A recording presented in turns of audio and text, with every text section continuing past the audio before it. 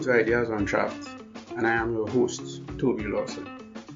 Ideas Untrapped is a podcast that examines the role of ideas in a political economy.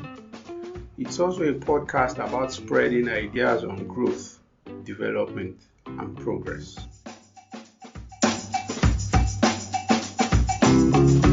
This is Ideas Untrapped, and my guest today is Chris Olaoluwa Ogunmodede. He is a foreign policy analyst, a writer, editor, and political risk consultant. His work centers on political institutions and foreign policy of African countries, particularly in the West African region, and he has extensive experience working across Africa, Europe, and the United States. He is an editor at The Republic, a Pan-African global affairs publication. You're welcome, Chris. It's a pleasure to have you here. A pleasure. Thanks so much for having me on your podcast. I'm glad to be here. One detail quickly that I want to take listening to your answer is the role of ideas in all of this and messaging from the top or the center, so to speak. President Buhari has a bit of a perceptive reputation, I would say, as inflexible.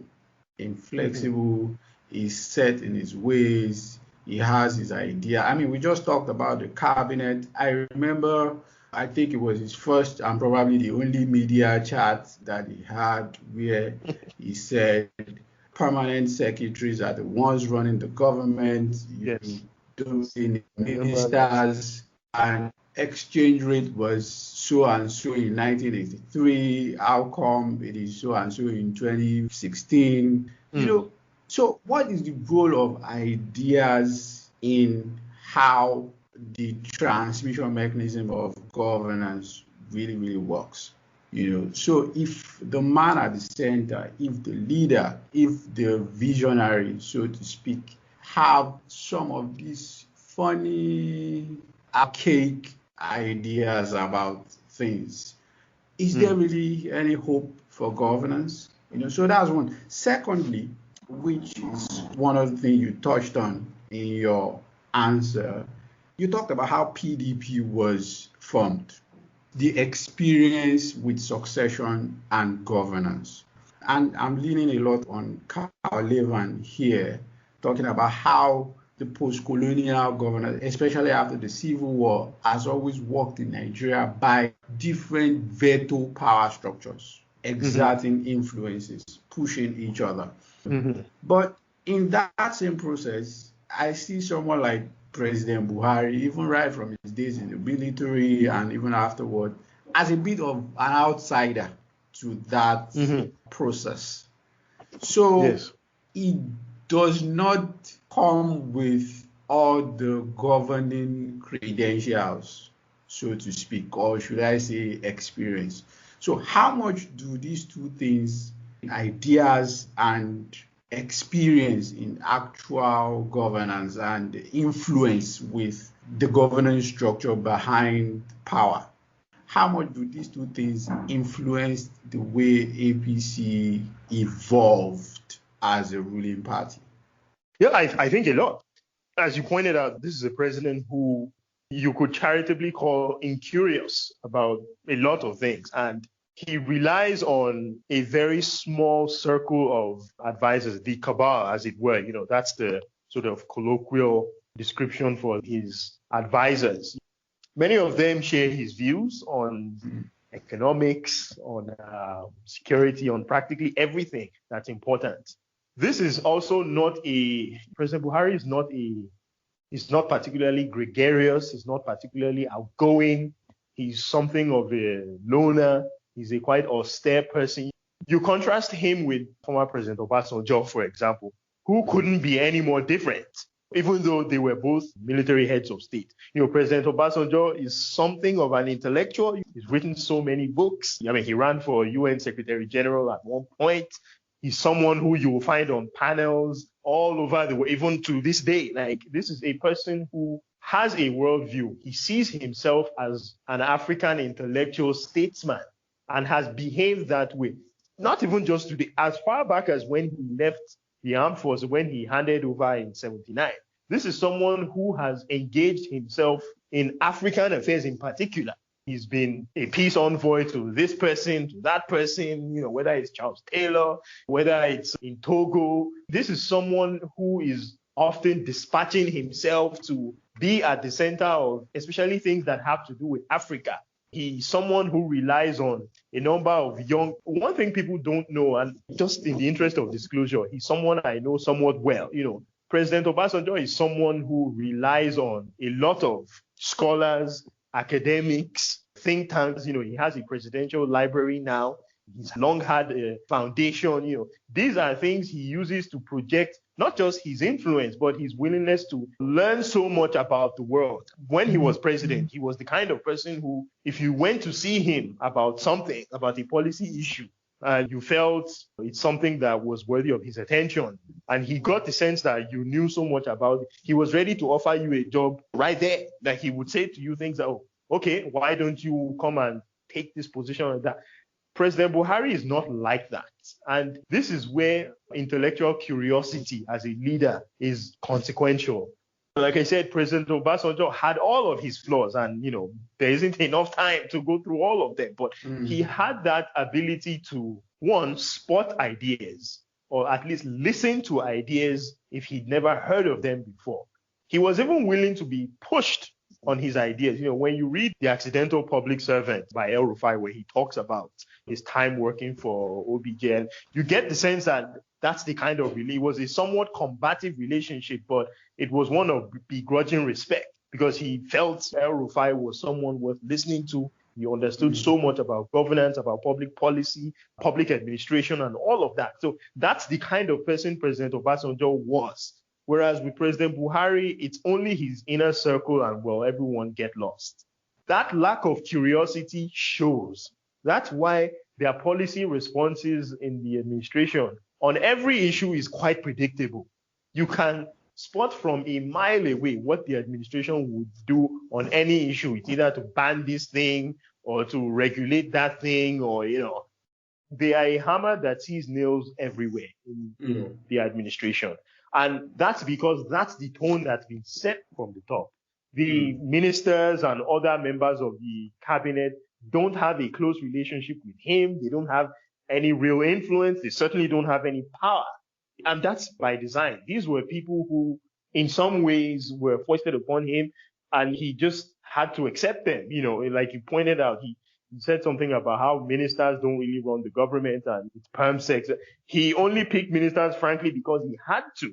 He was more than happy to, roll with the people he was rolling with. So the ministers he selected are essentially part of a spoil system to him. Now, broadly, that's democratic politics as a rule. But, like you pointed out, that there's a constellation of forces as far as governance is concerned.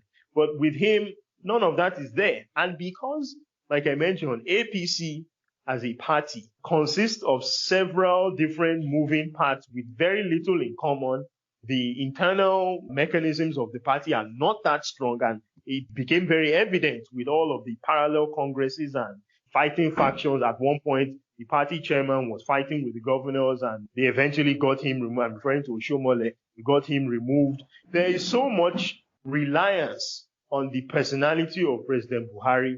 So when he sets a tone, everyone simply just falls in line with it. Now, of course, that generally tends to happen in many democratic systems. In many democratic systems, especially ones with weak political parties, that's what tends to happen, where the president or prime minister, depending on the system, becomes like a sort of patrimonial figure where what he says is essentially an edict. I would say APC is a weak party by virtue of the fact that they have no real means of resolving internal disputes without making them turn into something else. And it had to require the intervention of Buhari to resolve the issues with Oshomole and the NEC and the governors and all of this stuff. So apart from the fact that many of the governors and other elites in APC already agree with him on several policy issues, those who don't have no incentive but to fall in line. Now, you contrast with PDP, where especially under Yar'Adua, was basically an old-style Marxist for all intents and purposes. The fact that he was that type of person succeeding a president who I would regard as a neoliberal president, Obasanjo, tells you the kind of diversity of thought inside PDP. People always say, oh, there is no ideology in Nigerian politics. There is nothing that differentiates. That's actually not true. There are ideological differences, clear ones, actually.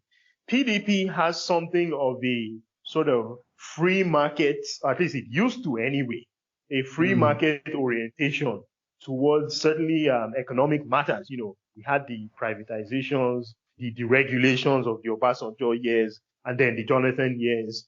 Whereas with APC, they are much more of a social democratic / democratic socialist party. At least the people who formed the core of APC, when they did, Bisi Akande and all these other people, these are old style union, student union, teachers union types of, farmer and labor groups.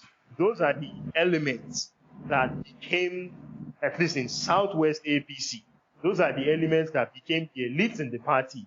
And, many of them came from ACN, and before that, AC, and before that, Alliance for Democracy. Then before that, whether it was SDP or Action Group, because some of these guys are that old. Somebody like Bisi Akande has been in politics days of the Action Group under Awolowo. So, that's the genesis of their political worldview. So there are clear differences between the parties. What I think people are referring to is the fact that parties are weak. So, like I said, internal democracy is non-existent, party discipline is non-existent. So it means that the party is as strong as a couple of dominant figures who can come in and exert their will. For example, if a party primary, you can come in and essentially buy the nomination under some circumstances, ignoring what the rest of the party might want. Governors are known to exert so much influence on parties, especially in the states, because there is very little that binds the parties together. In political science, they refer to it as party system institutionalization.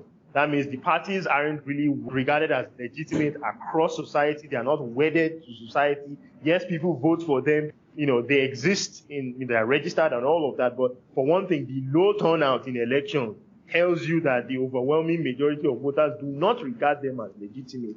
So at the end of the day, because they are the only ones who participate and can exert their will, because internal party dynamics are so weak, that makes it easy to move from party to party. 1 minute you are in PDP, 1 minute you are in APC, 1 minute you are in Labour Party, 1 minute you are in AFGA. So people conflate the fact that the parties are so weak that people can come and go with the fact that there is no governing ideology. There are clear differences when it comes to ideology. It's just because the parties are so weak, any dominant figure can just come and impose his will on the party and everybody goes. So, for example, Wike is basically the leader of opposition in PDP, and something I talked about a few weeks ago on Twitter after the Edo election. Wike has basically been PDP's leader since 2015 because the National Party is so weak and rudderless.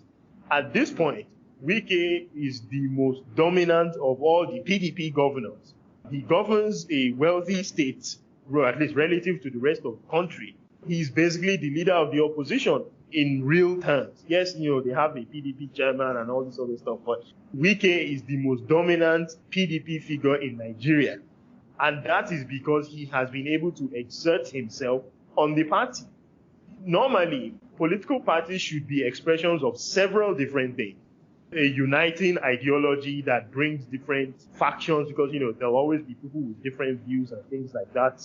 Why you want a broader governing philosophy. For example, in the US, the Democratic Party are regarded as center left, the Republicans are regarded as right. In Nigeria, those labels don't quite work as well because, first of all, what is left in Nigeria, what is right, and like I said, the parties are so weak that anyone can be one thing today and the next thing is another tomorrow. It's not that there is no prevailing ideology. It's just that the parties are largely the aggregation of one dominant figure's interest or several dominant figures' interests. So it's very easy to come in and stamp your authority and get your way. So all of this is why governance, as it were, under the Buhari administration has mostly been predictable and one-way traffic. Back when Kyari was still alive, people always used to say, oh, he was secretly the president. I don't think that was necessarily true.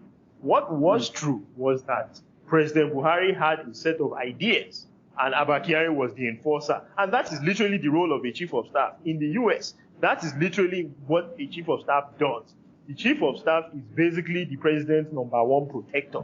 That's all he's concerned with. There have been lots of books written about the White House chief of staff. And one thing you will come to understand about that role is that the person thinks from one point of view only, the president.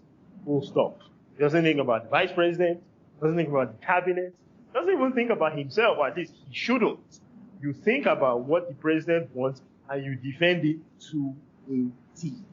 That's basically what Abba Kyari did. Of course, because Abba Kyari and President Buhari were ideologically soulmates, all of their prescriptions matched. And President Buhari trusted him, respected him so much, and he was a very hardworking man.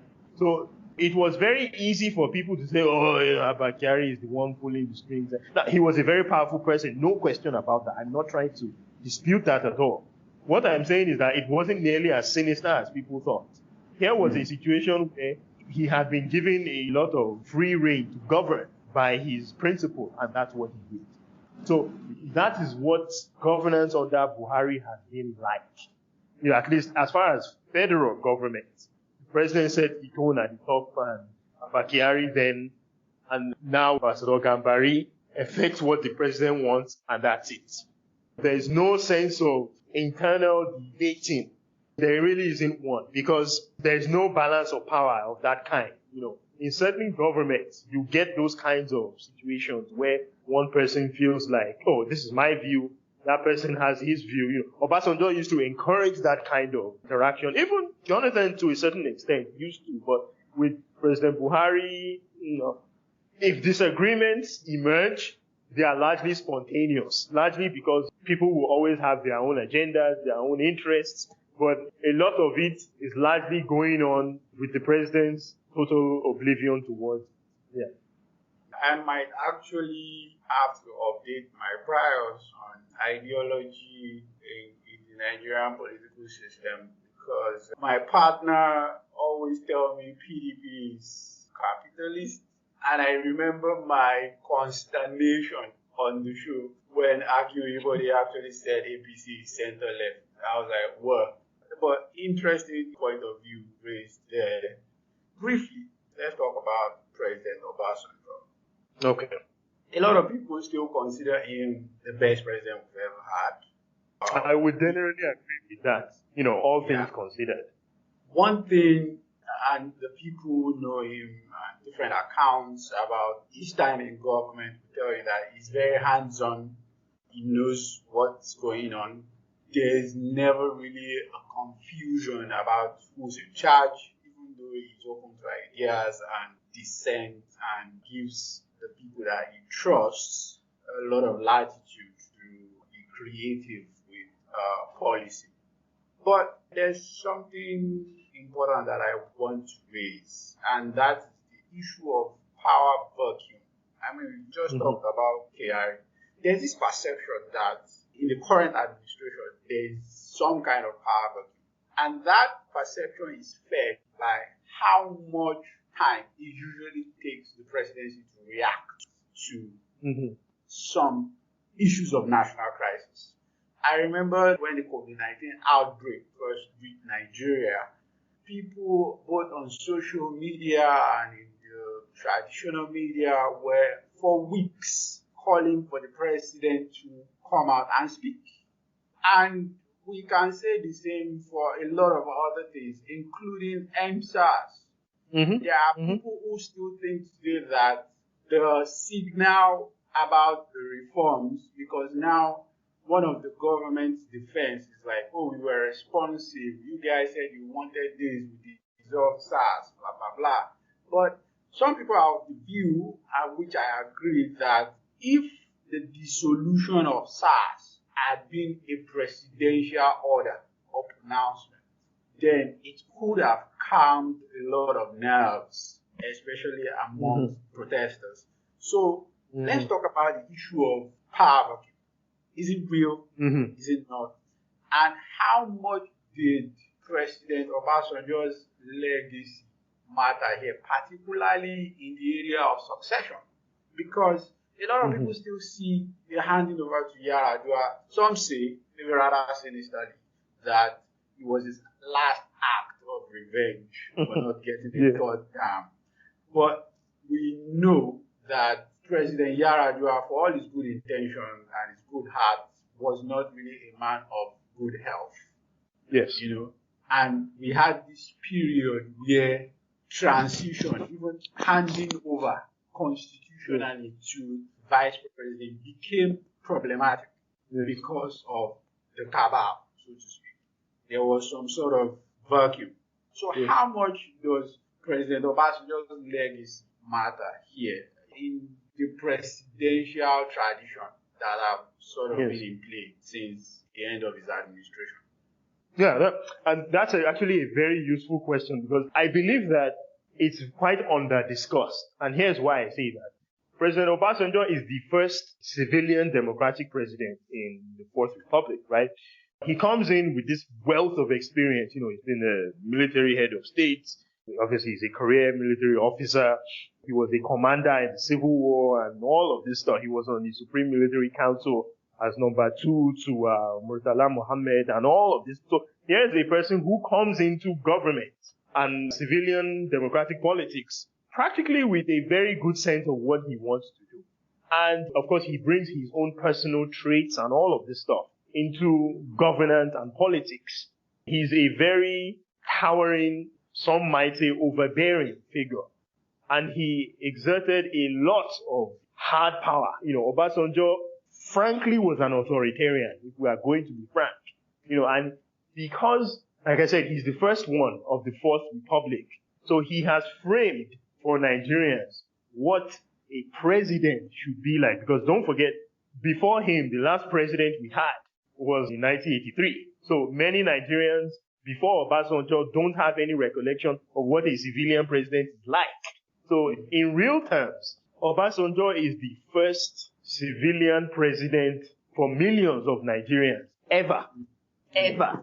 Because many of them weren't born. And like you pointed out, many people regard him as the best leader broadly post-independence Nigeria had, the things he did on the economy and all of this other stuff. Along that came with, frankly, a lot of political baggage, We don't talk enough about how many of the problems that befell PDP were things that he put in place, were problems he started to create, whether it was handpicking candidates for PDP, whether it's muscling out PDP chairmen who disagree with him, whether it's, instigating issues with governors that eventually lead to their impeachment. A lot of this aggrandizing behavior started with Obasanjo.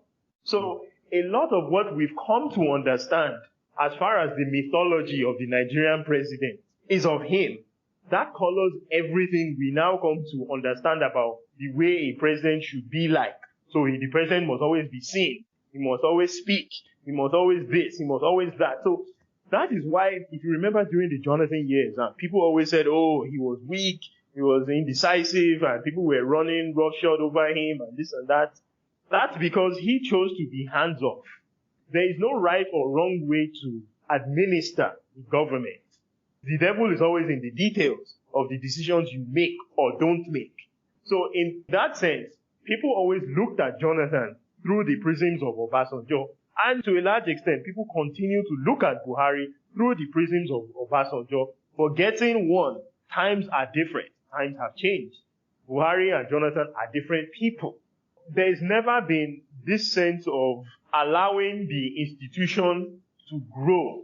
It's not the Nigerian presidency.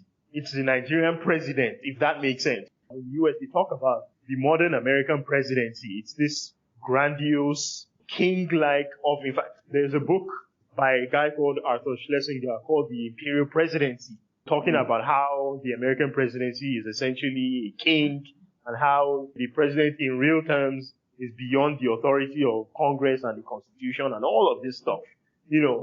If you think the American president is an imperial one, I would argue the same is true about the Nigerian president, even more so, because in the Nigerian Constitution, the structure of the distribution of power favors the Nigerian president even more so than the contextual equivalent in the US. Where what has happened is that the American president has assumed a lot of powers for himself.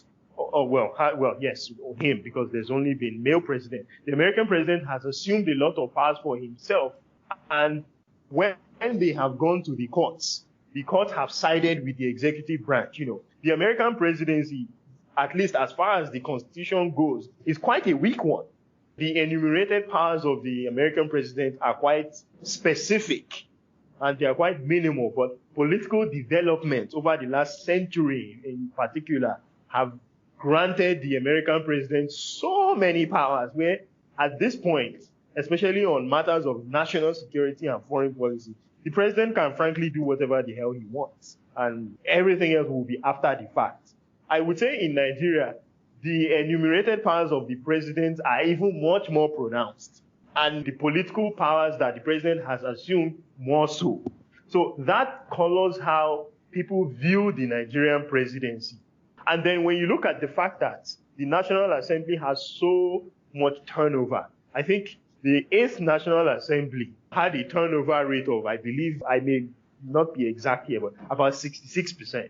That means 66% of members of the National Assembly of the 8th National Assembly did not come back. That's a terrible development if you care about separation of powers. The institutional memory of the National Assembly is lost, basically. Not when you have 2/3 of the class gone, and then the president stays. But 2/3, including, by the way, the Senate president, let's not forget. The Senate president was among those who departed. That is a loss of not just the institutional memory of governance, but also the understanding of intergovernment relations. And then the fact that you have to bring up all these new people up to speed on how governance works and how to be a good legislator. One of the most important lessons I learned as a young student was doing an internship on Capitol Hill. I spent some time in the constituency office of the U.S. Senator.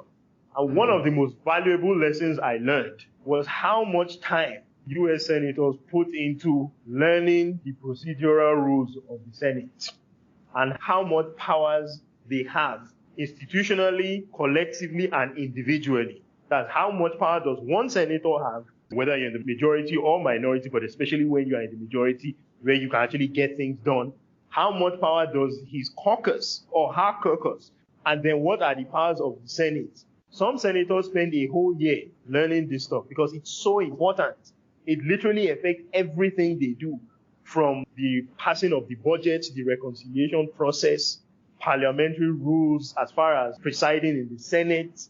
Back then, when they still used to have what they call earmarks, which are basically senators reserving certain pet projects for their constituency. There's 1,000,001 things senators have to learn, basically, when they take office. So there are 100 U.S. senators. Imagine 66 of them are gone. And a new set. Now, granted, all 100 seats aren't up at the same time, but imagine such a scenario where 66 go and another 66 have to come back. That gives the advantage to the executive branch. That's exactly what we have in Nigeria, where 2/3 of every Senate, every National Assembly class is gone, and the new ones have to come and start learning how government works. Meanwhile, the president has been there the whole time. If you care about authoritarianism, that's something you should want to fix. A lot of political science literature talks about the fact that legislatures need a period of 20 years post-transition, as this is when they are coming out of authoritarian rule, whether it's a military dictatorship or something like that. But, legislatures need about 20 years to become really strong and capable enough to enforce the principle of separation of powers. It gets harder to do that when 2/3 of your class is gone every time. And these are the things that I think much of the commentariat doesn't discuss enough. We talk so much about restructuring things that I've always made a point that personally, I think the National Assembly needs more former governors and not fewer. And this is a very controversial point because, we all talk about how governors turn the Senate to a retirement home, blah, blah, blah. But there's actually a good sense of how former governors, having done a lot of the hard work of negotiating, understanding how, especially public finance works, how to allocate certain benefits towards your constituency, how parliamentary rules work. Governors tend to know these things very well. Governors tend to also understand the informal side of legislative politics, agenda setting and all of that, how to build alliances in the Senate, how to work across party lines. Governors tend to know how to do that stuff very well because they've done it when they were governors. Whereas with people who are in governors, they haven't been executives, they haven't had to deal with budgets and things like that. It's quite a learning curve.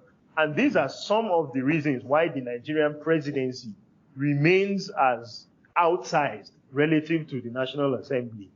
Even though it's not supposed to be that way, the National Assembly, one of its powers is oversight over the executive branch, over the presidency. But in real terms, especially in this current dispensation, that's why people talk about it as a rubber stamp, because in real terms, the political power is an unequal one.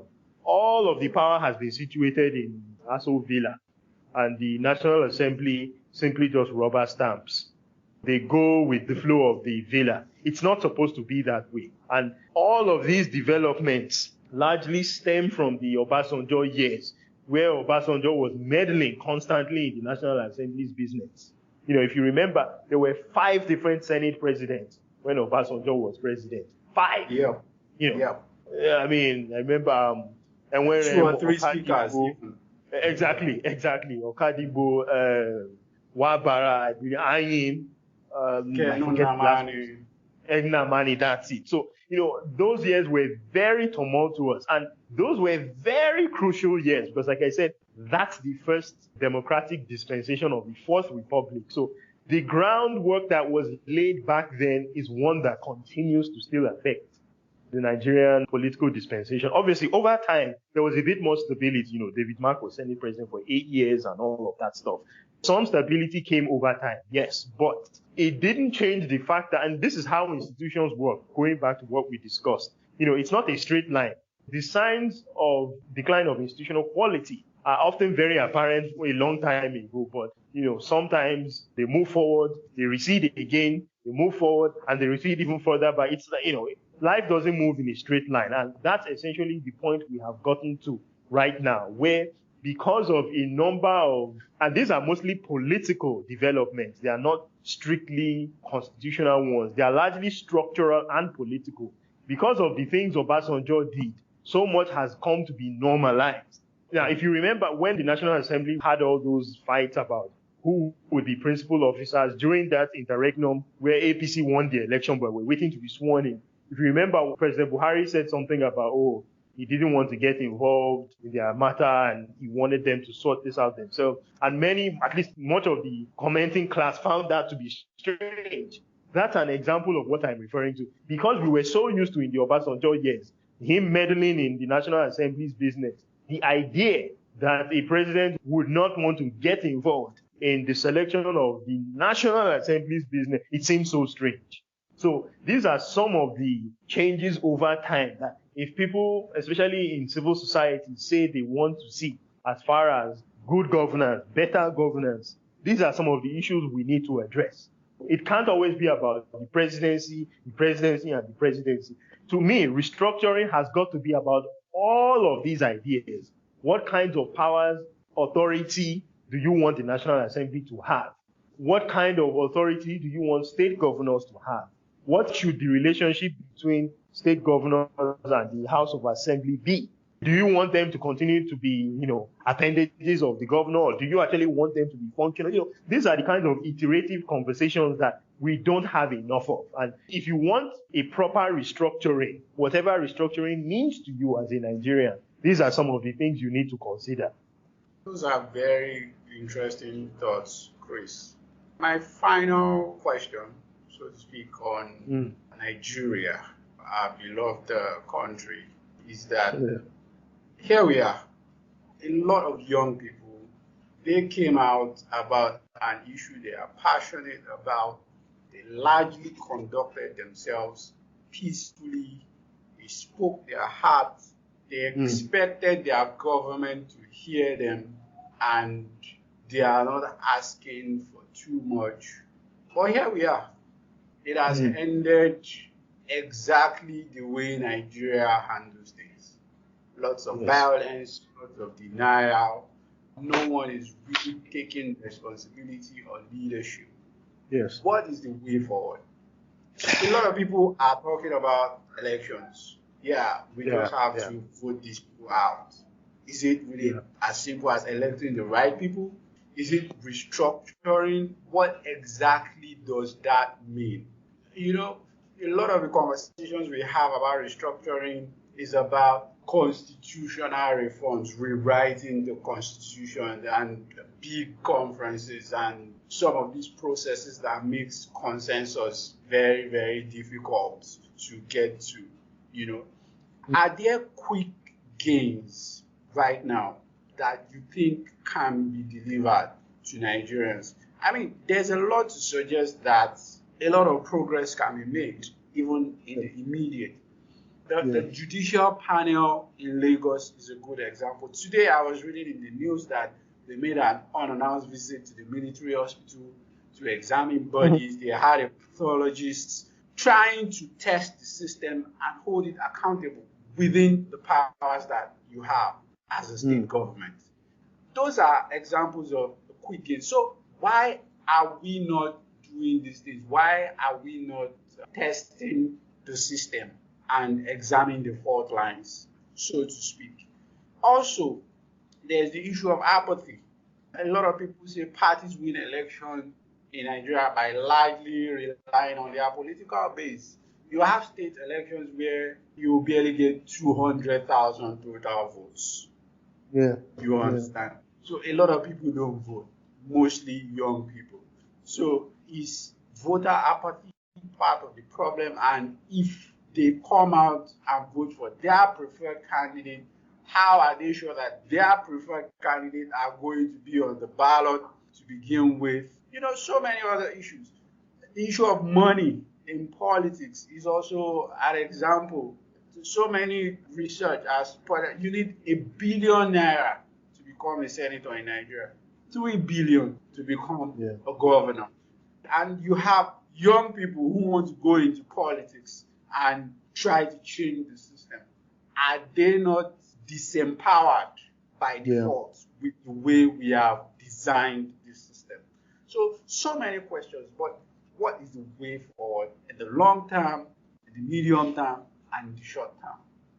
Those are very important questions because right now, at least as of this moment, the large-scale demonstrations have practically ended, at least in Nigeria.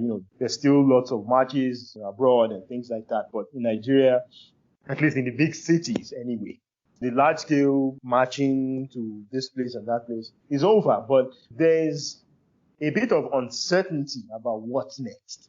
Now, as you mentioned, there's been a lot of, 2023 and PVC, Youth Party. I did a bit of a thread last week talking exactly about this. That first of all, we have agreed that NSAS, one of the subtexts of it is that the status quo is not working, and we are going to have to reconfigure the way we go about civic engagement, right? Okay. So when we look at the last inflection point in Nigerian politics, I would say it was the end of the military regime when Abacha died and the transition.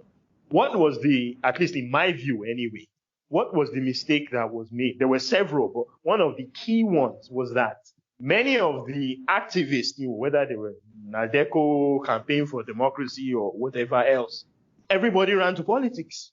Not literally everybody, but much of the muscle behind all of those campaigns, whether it was Bola Tinubu, Bisi Akande, or everybody ran to electoral politics. Let me be specific. They ran into electoral politics. That's not a problem in and of itself. But in building institutions, you don't put all your eggs in one basket. Imagine a scenario where people like Gani Fawehinmi, for example, built up legal aid organizations, built up the judiciary, public defenders, their mandate and prestige was strengthened. Civil society organizations across a variety of policy issues were built up. Professional associations were built up. Religious organizations took on more of a civically responsible role as opposed to what they are doing right now, which in my view is not any of that. So the point I'm making is that imagine if there were a much larger constellation of forces, of social forces in the political space, as opposed to political parties and electoral politics alone. What would likely have happened is that the political class would have been forced to compete better, simply because, for example, you come up with one policy idea or the National Assembly take one bill up for consideration. There's civil society pushback, especially if it's a really unpopular one. There's civil society pushback, professional organizations like the NBA and all of that stuff, writers groups, creative groups, trade unions and the likes. Everybody came up in arms expressing their opposition, their collective civic opposition to certain things. That would have spelled, for one thing, the ability of countervailing forces in the political system to make their own voice heard. But because all of the muscle from the democracy campaign, everybody ran to politics. Some people didn't. People like Alaowa, Bashorun and the likes, they didn't go into politics. But a large number of the activists from the 1990s, they went to politics, including, of course, Gani himself. So that made electoral politics the, crown jewel of civic participation. So when I start to see all this stuff about PVC and 2010, it just seems to me like a repetition of all of that. Like, I've seen so much, FEMCO should be turned to a structure.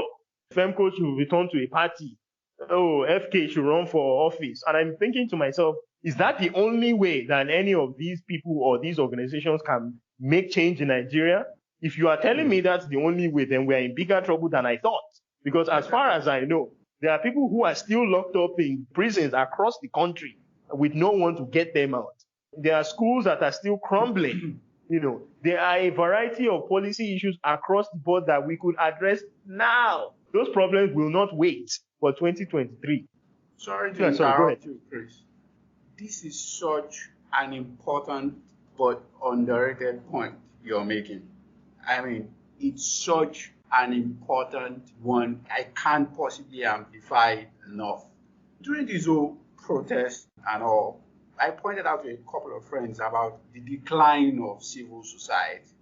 I don't know how that came about, but you talking about everybody going to electoral politics now seems to be connecting the dots.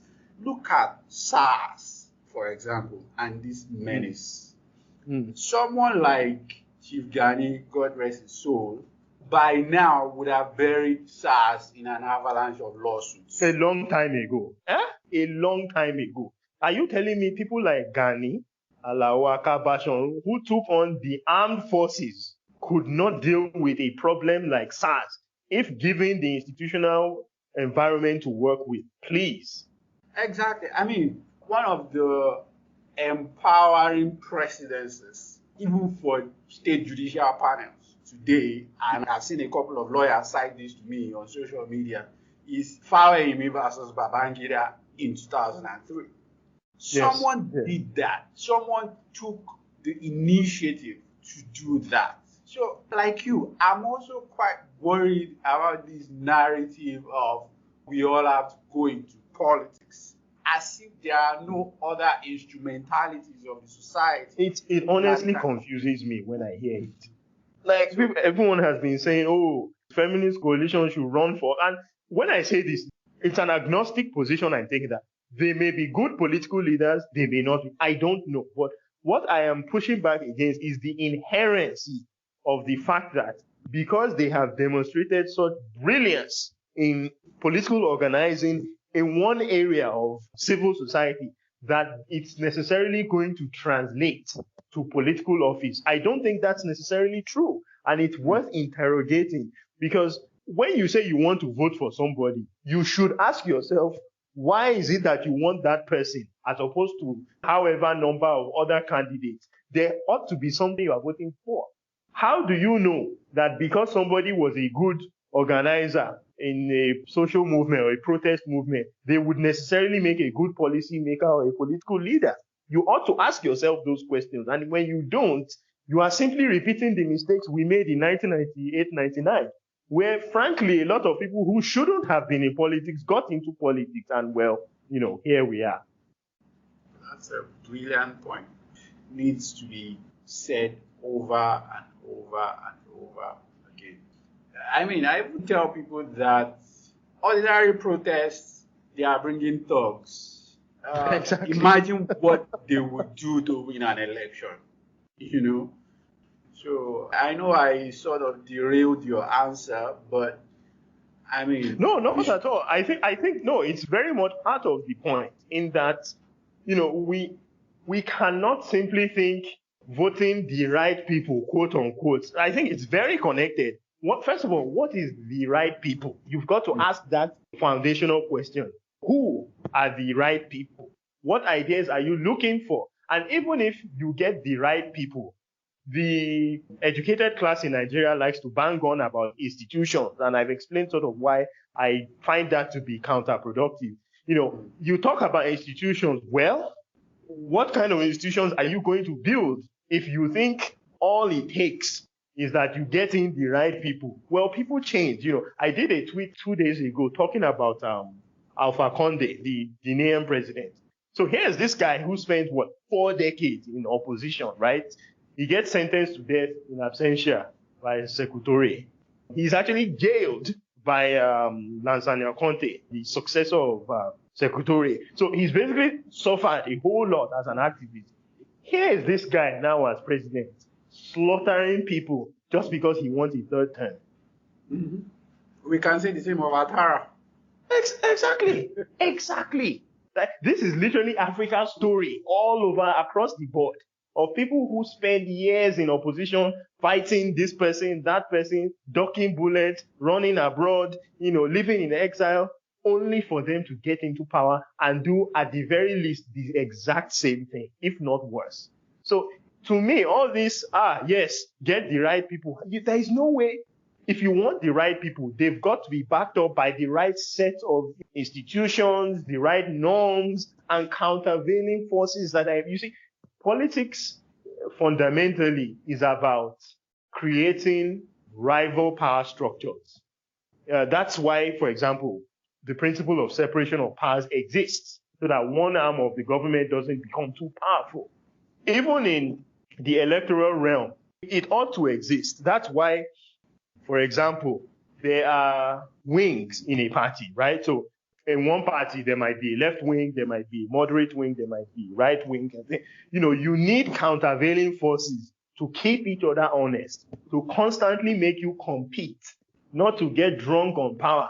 But when you say, we get in the right people, but you don't create that environment, they are not going to be the right people, quote unquote. It's just not going to happen, because power is a corrupting influence.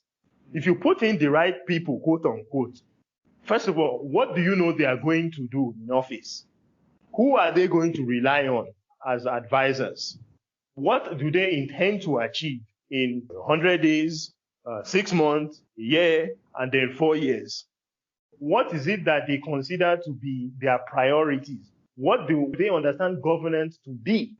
These are the sets of questions that, when you start to ask, will give you a sense of the kind of environment you want to design for these so-called right people to go in there. Because when you start asking certain questions, you recognize they cannot do it alone. They cannot do it alone, because governance is a collective effort. But when you simply leave it at, the right people, because, during NSAS, he was an organizer, she was an organizer, yes, and that doesn't necessarily mean they know anything about governance. It doesn't. And I feel it's still early days. We are still mostly reeling from that horrible killing. This stuff is iterative, and old habits die hard, right? So I get that, for the most part, people are going to fall back on what they know. But at the same time, we should be willing to challenge even the things we consider to be settled knowledge. And one of those things that I really think we have to challenge is this idea that electoral politics and running for office is the only way to make change.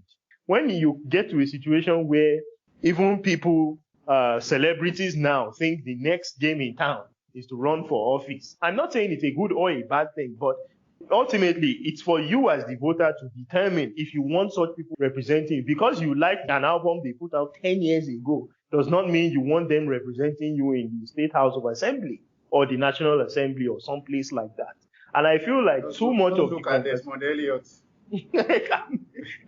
I mean, yesterday, Twitter Nigeria gave this guy hell. They gave him hell, and deservedly so. I mean, look at how much of a fool of himself he made. And unfortunately, he's already in there, and he's going to be there until 2023. So not unless you can recall him or something, you are going to have to live with, at least his constituents will anyway, will have to live with the fact that this guy doesn't know what he's doing. And those are the kinds of lessons we ought to start learning now. Start to tackle people in office now. Start to think about who you want representing you now. Start to familiarize with your local representatives now. Start to sensitize your neighbors, your association members, your church or mosque members now. There are 1,000,001 things you can do now that don't have to wait till 2023. The problems that exist today will not wait for 2023. So why should you?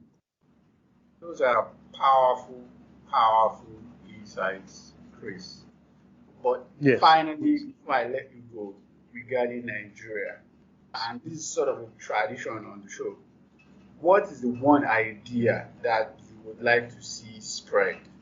That I would like to see people adopt? An idea that I would like to see rise in status, so to speak? It's very simple. We've got to develop a culture of critique. I think what we need in Nigeria is foundational ideas and notions that are at the heart of everything we do, everything we believe, and everything we desire as Nigerians, because they will inevitably seep into politics. And that's a culture of critique. One of the good things I've taken away from these EndSARS protests is that the young people have zero respect for any appeals to authority. They don't care if you went to Harvard, you are a perm sec, or you are a general. They don't even care if you are the president, as a matter of fact. You have to make sense. And for me, that's what I find so instructive about that phrase, Sorosoke. It's not just a literal phrase saying speak up. They are also telling you to make sense. It's not just about speaking up. You have to make sense. What you are saying must tally with what the average person understands intuitively. So, I say this because for so much of past, especially older generations like ours and up, we have simply given into authority blindly. Whatever they say, shut up, sit down, and you sit down, shut up. Especially for we Yoruba people, there's a saying in Yoruba, you don't say an elder is lying. We've got to change things like that. I'm sorry. Those kinds of beliefs are fundamentally incompatible with a knowledge-seeking society. This idea that someone's ideas are untouchable because of their status or their age, we've got to get rid of things like that, And this extends across society. We've got to be able to critique. And I say this because, so you've seen all the videos of these Lagos State House of Assembly members saying, oh, they're on drugs, blah, blah, blah. Well, one of the reasons every one of them is reacting this way, they are simply not used to being challenged. It's as simple as that. They are not used to so-called children on Twitter calling them out, saying things about them. And don't forget that what is on Twitter is no longer even within the domain of Nigeria alone. This is stuff all over the world. So it's being fed back to them, and they can't control it. That is why everyone is up in arms and saying, oh, the social media people are doing this and that. Because these people cannot deal with the fact that people they don't even regard as anything useful are pushing back at them, challenging them. They do not see people on Twitter as a constituency of voters. They see them as children. These kinds of ideas have got to go. It does not matter whether you are the president or whether you are a pauper. You should be able to have your ideas challenged. I didn't go to university in Nigeria. I didn't go beyond JSS3. So one thing I've heard from so many people is how in Nigerian universities you can't challenge your lecturer, you can't say this and that. That's absolute nonsense. Why can't you challenge your lecturer? Why can't you critique the ideas of somebody who claims to be teaching? That's the entire essence of pedagogy, of classroom education. That you bring up ideas, of course, with reason. Not every single idea deserves to be debated, in my view. But for the most part, most topics within a scholastic framework can be debated. So this idea that, if your lecturer says something, or that if you don't answer a test question the way your lecturer wants it to be answered, they mark you. That these are things I've heard so many times and I've no reason to doubt. I'm sure they are true. These things sound absolutely insane to me. And it stems from this culture of suppressing the ingenuity of young people. People are not allowed to challenge ideas. You say something, shut up, what do you know? Do you know you are talking to is a professor, is a minister? Who cares? Who cares? We have got to be able to critique ideas. And a lot of our political cultures, a lot of our social interactions, a lot of our economic interactions stem from the fact that whenever there is perceived to be a power imbalance, the person on the lower totem of the power pole has got to remain there and shut up. That's not how societies progress. Ideas have got to be challenged, they've got to be critiqued, and they've got to be revised sometimes. And it doesn't matter who is saying what. It's not always black and white, to be sure. It's not always a case of right versus wrong. But that's all the more reason why ideas need to be contested. We do not contest ideas in Nigeria collectively. We don't. Daddy Gio said, the governor said, Prof said, who cares? You've got to be able to challenge ideas. Yeah, so if I had one thing to pick, it would be that. We need to develop a culture of critique of everybody around us, including ourselves. Even you. You should be open to critique, and others should be open to critique from you. Yeah. Thank you so much, Chris Ogunmodede. It's been fantastic talking to you. Likewise, it's been absolutely a pleasure. Thank you so much for hosting me. You can subscribe to the podcast on all platforms: Apple Podcast, Google Podcast, Spotify, and the rest. Or you can just subscribe directly at our website, ideasuntrapped.com.